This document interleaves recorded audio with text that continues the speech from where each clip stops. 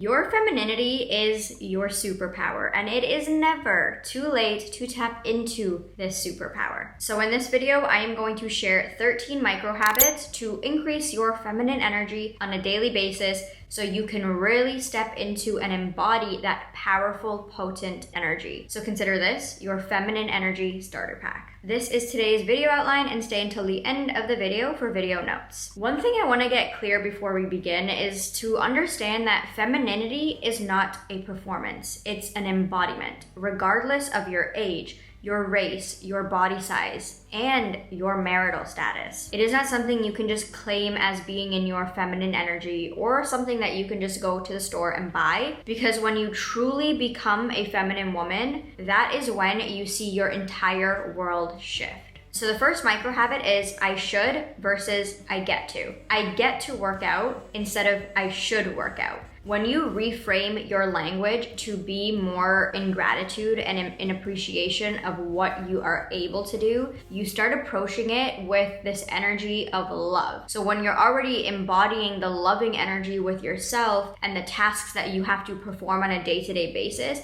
it should come from love. When we're just in this constant rat race of trying to get everything done, we are approaching it with I have to do this just to get it done. The intention behind the task is coming from a annoyed place, a chore. It's like everything is just seeming like a chore, versus when you reframe it to I get to do this, the intention behind it has a lot more value, and it's coming from a place of, ooh, this is something that I get to do. I went through a lot of health issues and I was bedridden for like 9 months. And I remember the only thing I wished I could do, and if I just could only do this one thing, my life would be so good. And that was to just get up and clean my room. I was so sick to the point where I couldn't even get up and clean my room. Something that I used to think of as a chore now became a luxury to me. So when you become immobilized by your daily tasks and you actually are not able to do them, you start to remember and think about them as a luxury rather than something that you have to do and that something's being forced upon you. This is a very powerful way to shift on a day-to-day basis into your loving feminine energy and shift out of that masculine, more survival energy. The second micro habit is reading romance novels. This is so fun and so cute, and it's something I recently started doing. I'm currently reading Ugly Love by Colleen Hoover, and it's just so fun. I used to be this type of person where every single thing I did in my day had to mean something. There was an outcome that needed to happen. And I found that it was just kind of depleting my feminine energy. I was always in this goal outcome mindset, and that's not feminine at all. That really takes us out of our feminine harmony, because feminine energy is rooted in pleasure, joy, and happiness. And when we're doing things that are genuinely bringing us pleasure, genuinely bringing us that happy, joyful feeling without an expectation or an outcome of that thing, it's not like I'm doing A to get B. It becomes so enjoyable when I just get to sit with my hot cup of tea and my romance novel that is spicy and sexy and sensual. I'm feeling all of the feelings. It just puts you in that energy of you're going to bed already feeling like sexy and spicy. The third micro habit is dancing and listening to music, but not just out loud, with headphones in. I use my Apple AirPods with the noise cancellation feature on, and I go to town. And I know feminine energy is often talked about referring to receptivity, but you can't get into a receptive mode if your energy is contracted. So the first step is to learn how to expand your own energy on your own. And you do this by listening to your favorite song with headphones in, dancing around, preferably if you're a little naked, that could be good too. I do that sometimes. And admiring and honoring yourself and feeling free within your energy, expressing yourself any which way you want. Hands are flailing, hips are moving, things are happening, okay? That is where the sauciness and the juiciness and the sexiness all come from. When you can learn how to expand your energy on its own and freely express yourself rather than wait for a green light or a signal from the world to tell you, hey, it's okay to express yourself. Hey, it's okay to be yourself. Hey, it's okay to take up space. And dancing is one of those things you feel uncomfortable doing a lot of times, especially if you don't have confidence and you struggle with self-esteem. It becomes this thing where you're like feeling awkward, like who's looking at me, you know, just kind of bopping around. And you don't want to do that. You want to dance by yourself, feel so confident and so comfortable moving and grooving and jiving that when you are with people, you then feel this energy of openness. Your body language changes. Your energy becomes more expanded because you've opened it all up in the comfort of your own home. And that's when the seduction and the kind of magnetism starts to ooze out of you. Number 4 is having a creative outlet. There's hobbies, but then there's hobbies that require you to use these 5 fingers, these 2 hands right here, to actually create something. I think feminine energy is so powerful because it is creative energy. It's life force energy. We birth things, but you can also birth things with your hands. And that's a great way to tap into your life force energy, which is your feminine energy, without actually having to give birth to a child. So this micro habit is all about using these hands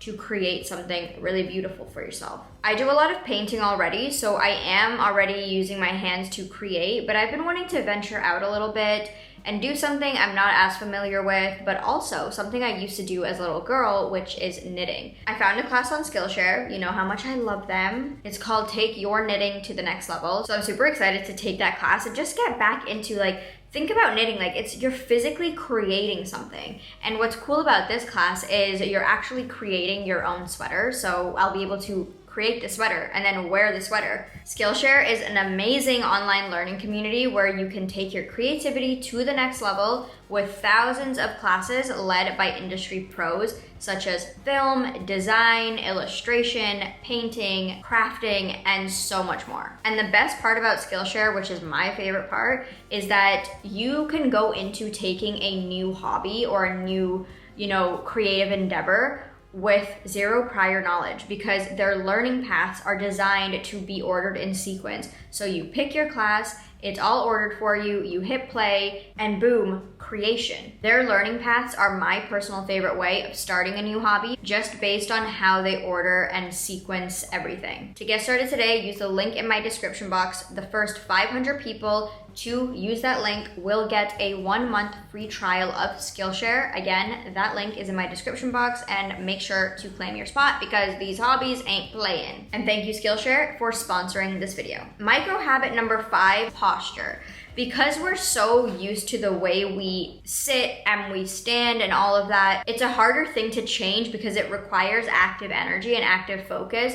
The trick that I've learned is that your lower back can be as relaxed as possible. It doesn't need to be like this. It can be relaxed and loose. The most important part is your upper back being straight and your shoulders being back. And your neck needs to be long. If your neck is like this and you're kind of like scrunched over, it's not giving the illusion of cute and it's not giving the illusion of feminine. Now, this is one of those things that could be seen as performative. However, when your posture is nice and straight and you look like you can carry yourself well, you are gonna just start normally exuding that kind of energy. So this is one of those ones that might be a little hypocritical to what I previously said, and that is it's not a performance, it is an embodiment. But this is one of those performative things that might be helpful in you tapping into that feminine energy. Nobody's gonna feel feminine lounging around like this. I mean, I do that when I sit on that couch back there. Don't get me wrong. I'm not like sitting up straight.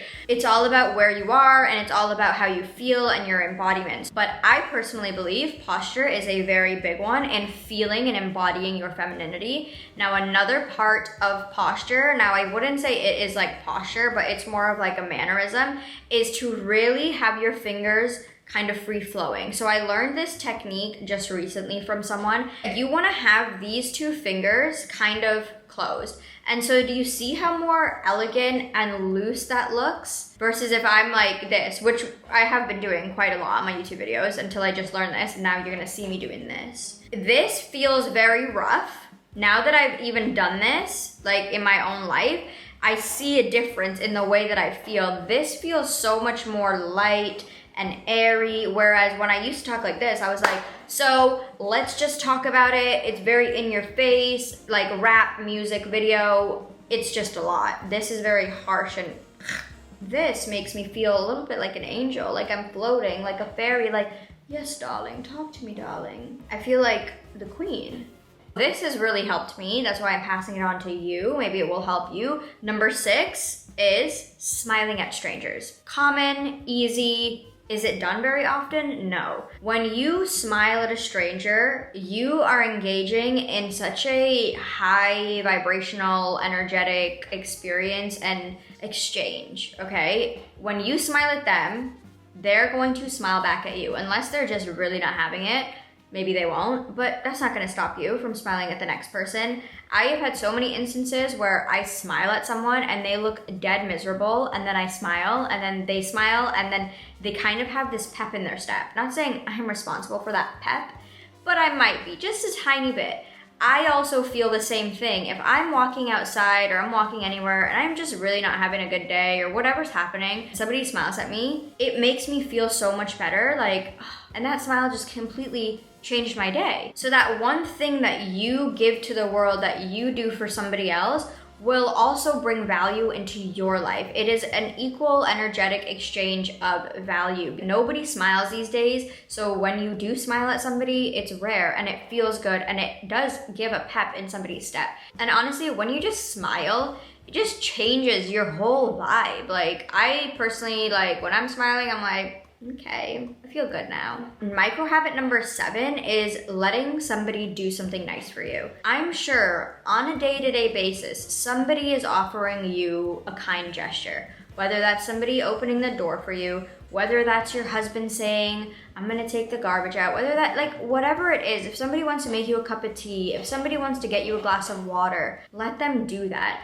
I remember when I was just not aware of any of this information, I was the girl who wanted to do because I thought it was attractive, and not that I was doing it to be perceived a certain way, it's just what I knew. So I remember I was hanging out with this guy and I asked him to get me some water. I asked him to get me the water, and then I went up to retrieve the water from him, and he was like, oh, no worries, like, I was just gonna bring it over to you. I was like, no, it's okay, like, I'll just come to you. It's just not receptive. You're just almost going and doing the chasing to get that thing, and when you could just easily sit back and let somebody do something nice for you. And when you allow people to start doing things for you, you're sending out that energy of, hey, I'm open to a lot more. You signal to the universe, I'm open. Because think of it like this, if you can't let somebody do the smallest thing for you, that is make you a cup of tea, get you a glass of water, open the door for you, you're signaling to the universe, hey, I can't even accept a minute gift from somebody, a movie ticket, a smile. I can't even accept that. I'm not even open to receiving that. The universe is gonna say, if you can't even receive that, how are you gonna receive my blessings? How are you gonna receive the manifestations you keep asking me for and praying for? You need to first learn to receive the little things so that you can signal to the universe and give it the green light, like, hey, I'm open, I'm ready. You're also signaling to yourself that you're in that expanded energy, in that receiving energy. Micro habit number 8 is one small, tiny bit of joy a day for yourself. Whether that's a walk, warm cup of tea in the morning. So pick something that you like doing every single day that makes you just feel good. Like, it's the tiniest thing ever, but makes you feel good. You're allowing yourself to feel joy from such a small thing. This is getting you into the state of gratitude as well. When we can sit and appreciate such small things that bring us such a big joy, we enter the state of gratitude, and gratitude is one of the most high vibrating frequencies and energies you can be in order to receive everything else that you want. Micro habit number 9 is slowing down. Slow everything down. Now, you don't need to be taking so long to speak. Honestly, that is annoying to me, and like, that's not my vibe. But I also don't want to talk super fast, because I always used to talk really fast, and it was like, am I just rushing through everything I'm saying because I want to get it over with, or do I just not want people listening to what I'm saying? That also is very chaotic. You want to find this balance between slowing down but keeping a good pace where people are not getting bored with what you're saying. So you don't want to be in this 0.5x playback speed, but you also don't want to be in the 2x playback speed. You want to find the middle ground, which is a good like 1.5, 1.2x playback speed. And not even really taking your time with your speech, but more so taking your time with your thoughts, with your processing. When you take time to think about what you're gonna say, automatically the words come out slower, softer, and with more intention. Your gestures can be slowed down. A lot of times, if we have issues, let's say, okay, one day I was walking outside of a bar, I was having a little cute solo date, and my umbrella just blew up and like went inside out. And so I was sat there trying to put the pricks back in my umbrella and get it to look like a normal umbrella and function as an umbrella. And I, in that moment, was feeling very uncomfortable. I was feeling very awkward, but I decided to just slow it down. If you feel awkward, everybody else is gonna feel awkward, because you're gonna be running around anxiously like, okay, oh my God, this is so awkward.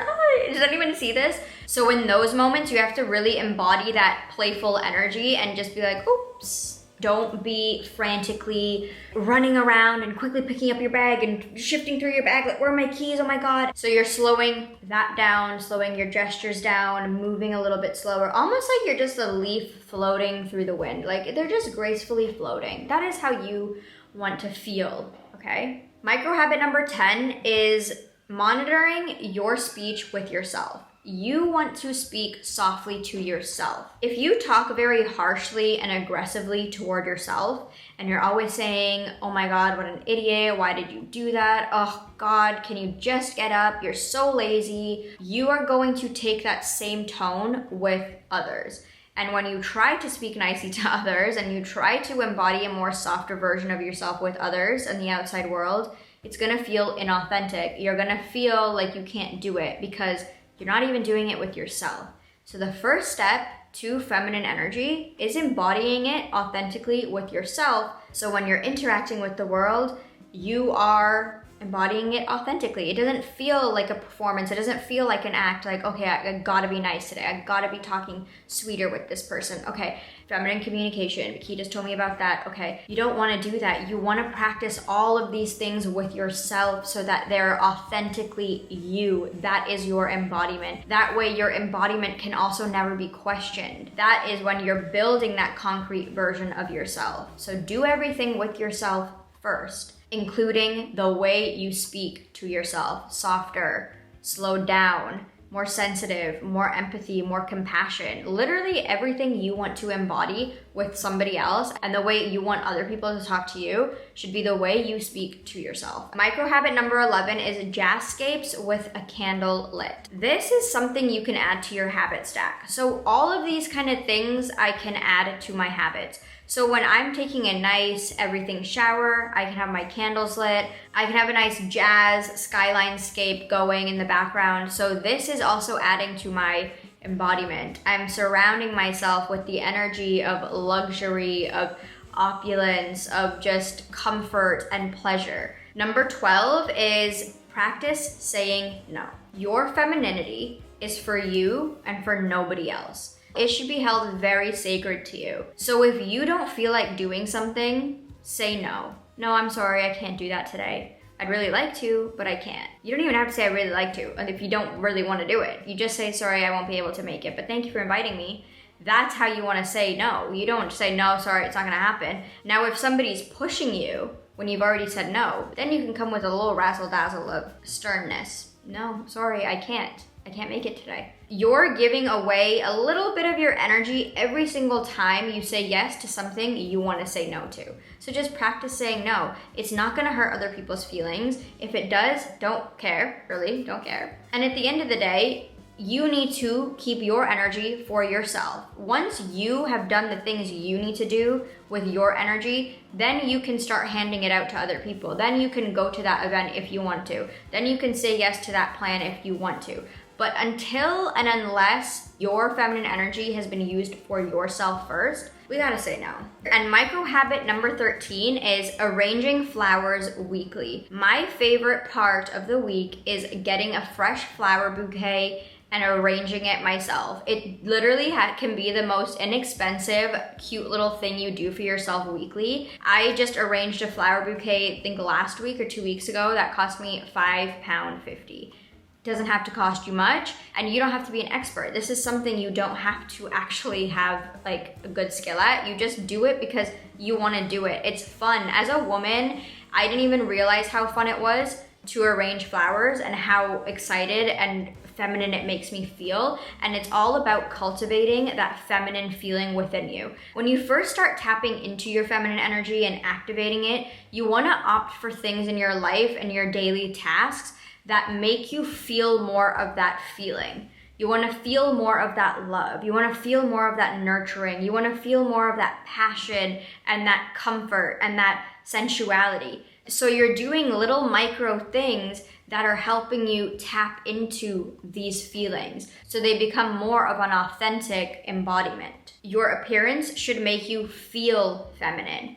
Your little tasks you do day to day should make you feel feminine. It should all be part of the process of getting you in alignment with this feeling and into the embodiment of this energy. This video was a starter pack, a beginning step to your feminine energy. Now, if you want to dive a little bit deeper, watch this playlist next.